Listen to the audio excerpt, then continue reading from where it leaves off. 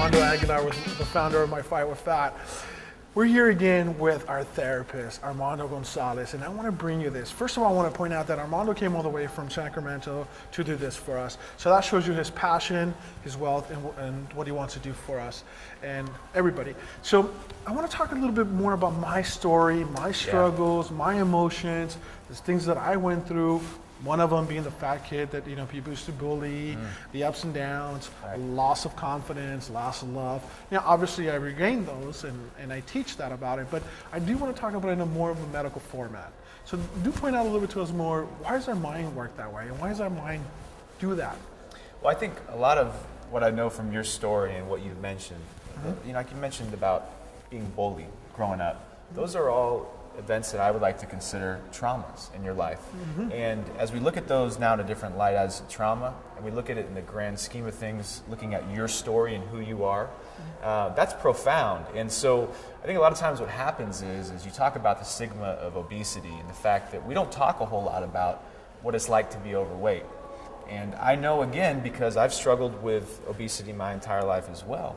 And we don't really talk a lot about what it's like to struggle with those things, the experiences we have of being bullied and whatnot. And I know that the more that we are able to focus on those things and heal from them, I think that's a vital part of losing the weight and part of beating fat, which is what you guys are all about. The fact that I always talk about how bad it felt to go to the mall and go, that's an awesome shirt, but guess what? They don't have it in a size 5. Yeah. You know what I mean? Feeling excluded. And not only that, going to dinner with somebody and go, oh, we're going to have to wait 45 minutes more because I don't fit in a booth. I need to wait for a table. So all those things are saying, obviously keep on piling it up on me.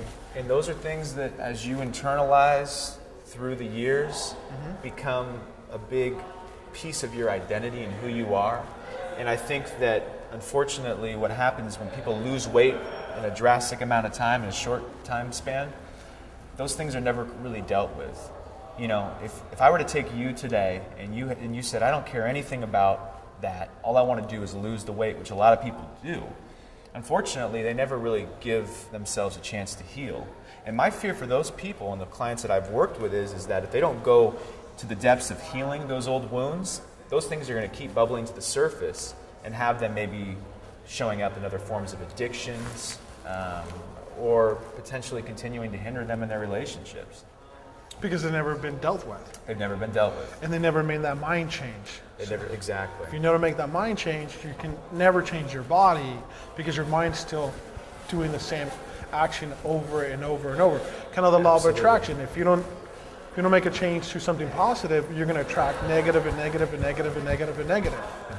And I think one of the things that you have been willing to do is, I think you mentioned something that's so important. And I look at my research with the Biggest Loser folks, and what we found is that people who are really successful at making the transformation, they were really committed to having a new way of looking at life, like you're talking about, a different mindset. But over that, they were really committed to finding a way to love themselves. And I'll tell you what, if you still hold the belief that all the pain you endured was because you weren't worthy of love, it's going to be awfully hard to find love for yourself, even if you end up being an ideal weight. So the commitment that you have made to looking internally and looking at those old wounds and looking to heal them, that is ultimately going to make the difference. It's what separates some people from being a successful internal, external transformation with weight loss and those who end up repeatedly going through the same hoops over and over again.